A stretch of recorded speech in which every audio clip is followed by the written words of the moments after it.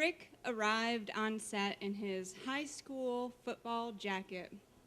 I was the key PA on a low-budget movie. Rick was the office intern. To pay him back for his hard, unpaid work, the office had let Rick come to set for the last week of production. At least, that's what they had told him, but after working with him, I'm pretty sure they were just trying to get rid of him. I was responsible for showing Rick the ropes. I took all of my responsibilities seriously. At 21, I felt up to the task of being a role model for the entire production team, so that they could all aspire to one day make it as far as I had. I was the key PA. I tried to show Rick how to be a good intern, but he was hopeless. He had trouble learning even the basics. I wanted to dislike him, but he was so hot. It was really hard to hold anything against him. Okay, Rick, I tried to explain for the nth time. You turn the walkie on with this dial, and you change channels with this one. So when you're trying to change channel, you don't have to keep turning the walkie on and off anymore, okay? Touchdown. That was his answer to everything.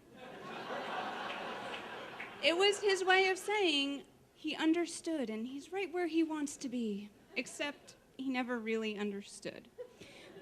Okay, Rick, so you know how we hold this button down to talk and then everyone can hear us? So don't hold the button down anymore when you go to the bathroom, okay? Touchdown. The film industry works on referrals. I'd worked on a lot of movies and I was always able to take people with me. If you did a good job, I was going to be able to find you another job. It was a system I believed in. The good got rewarded, the bad went away. Interns work for free because they get to meet the people who are going to refer them on to paying movie jobs. But as each day went by, I could see Rick's chances of ever getting hired slipping away. Okay, Rick, so you know how when we yell rolling, it means that the cameras and the sound are rolling? So do you understand why the director gets mad when you then walk across the scene? Touchdown. What made it worse is that he had developed a crush on me.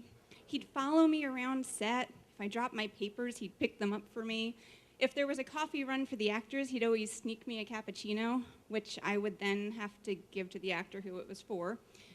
He was a good guy, but I just knew I wasn't going to be able to help him, and it gave me a guilt complex. After the movie wrapped, one of the PAs was having a party.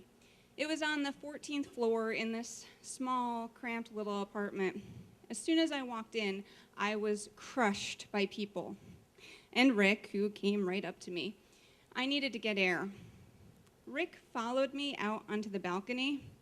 We were all alone out there, so I was tempted just to go back inside, but the view of Midtown was stunning, and frankly, it's not that awful hanging out with a really hot guy who has a crush on you, even if we didn't have anything to talk about. But it was freezing, and I hadn't brought my coat with me. Rick was proudly displaying his new crew jacket, which he had earned from working for free. It looked like it was made for a circus fat man, but he offered me a space inside the coat. He unbuttoned it, and I slipped my arms in the sleeves with his arms, and he buttoned it up around us. I have to admit, it was pretty cozy. I leaned my head back against his chest. For a second, I just let go and felt how warm he was, how nice he smelled, how great this moment was.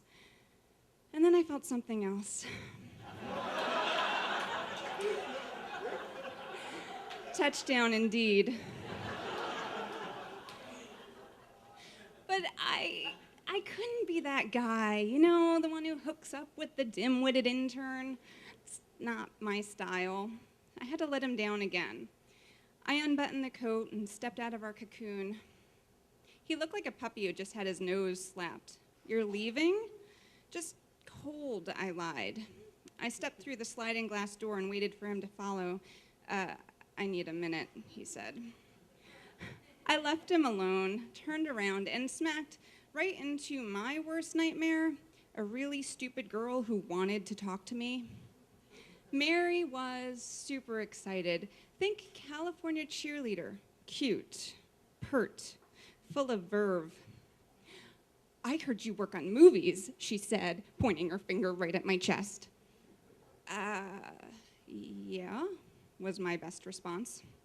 Oh my God, that is so cool.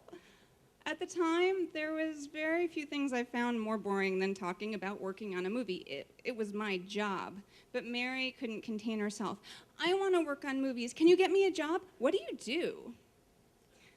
Just then, Rick walked up, and suddenly, I knew how to make everything right with the world. I grabbed Rick by the arm, and I pulled him into our huddle, and I said, Mary, meet Rick. Rick is the genius behind the movie we just wrapped. I'm just the producer. But Rick, he's the director. Mary's eyes grew wide. I could see the gears turning, hot and connected. And then she started to interrogate him. What other movies have you done? When will this one be out? What's it about?